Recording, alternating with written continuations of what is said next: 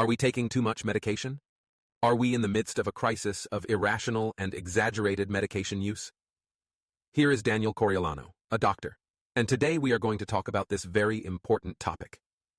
Have you ever stopped to think about the amount of medication we take today? While on the one hand, medication can save lives, or at least alleviate our health complaints such as pain or infection, on the other hand, indiscriminate use can pose serious risks to us. The irrational and exaggerated use of medication is a problem that the World Health Organization, WHO, considers one of the greatest threats to public health in the world. I believe it is very useful to hear what I have to say, so stay until the end of the video, okay? Subscribe to the channel and leave a like, okay? First, what is the rational use of medication? There is a definition.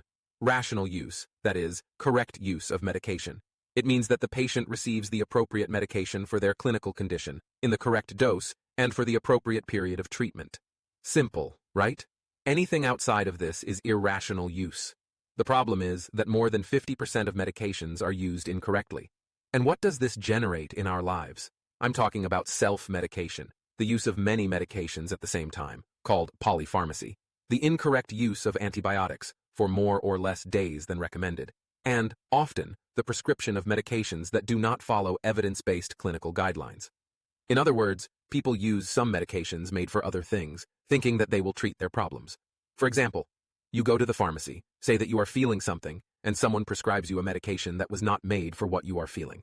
Imagine that you have a bacterial infection, have a fever, and then you start taking only Dipyrone and not the correct antibiotic for your case. Or the opposite, you have a fever caused by a viral situation, and you use an antibiotic, a medication that is not to be used in viral contaminations. It's all wrong. In the end, you end up using medicines excessively or incorrectly. And is that harmful?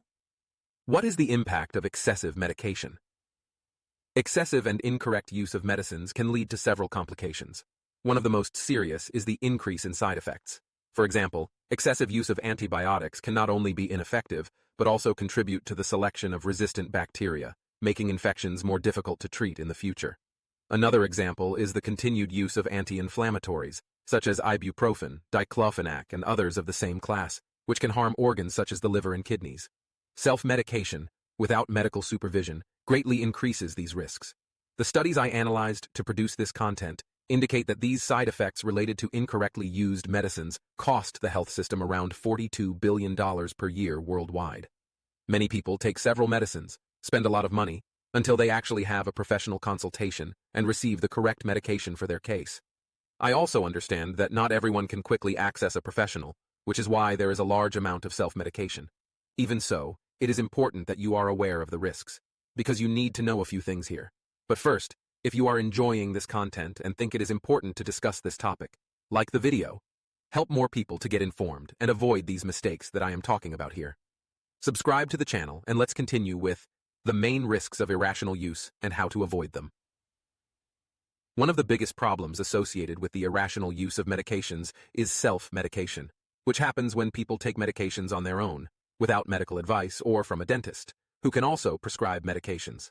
A classic example of this is the use of painkillers for any type of pain.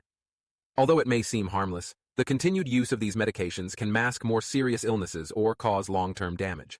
This is especially true if they are NSAIDs, which are anti-inflammatories such as diclofenac, ibuprofen, and similar drugs that should not be used long-term. In addition, many over-the-counter painkillers can interact with other medications, causing adverse reactions and drug interactions that add up and are harmful to our lives. Another significant risk is the incorrect use of antibiotics.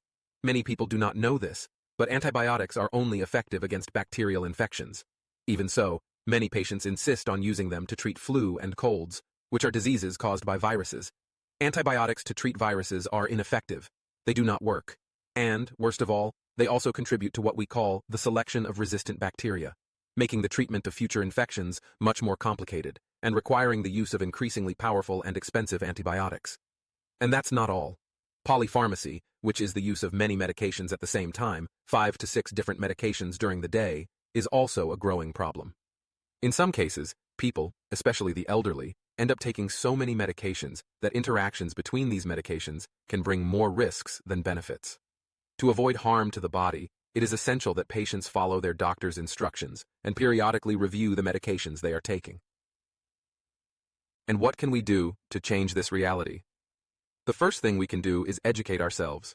The more we know about the risks of irrational and excessive use of medications, the better we can make health decisions.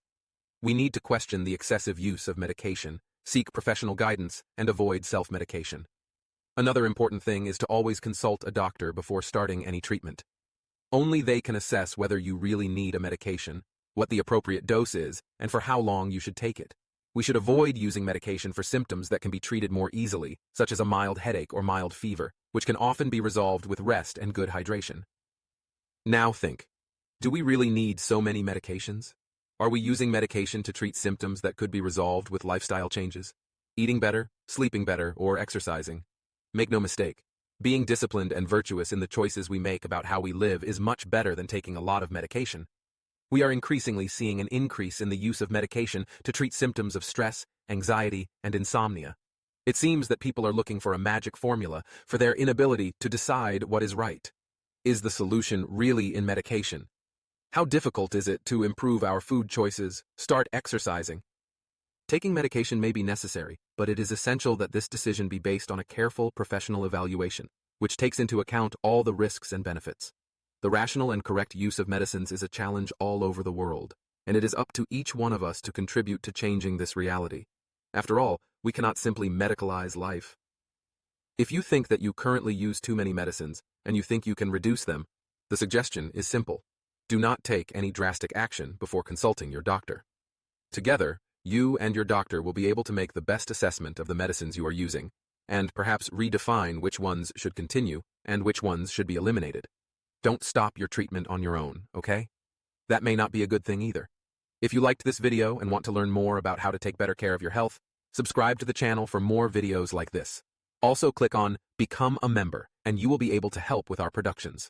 See in the description area how you can contribute.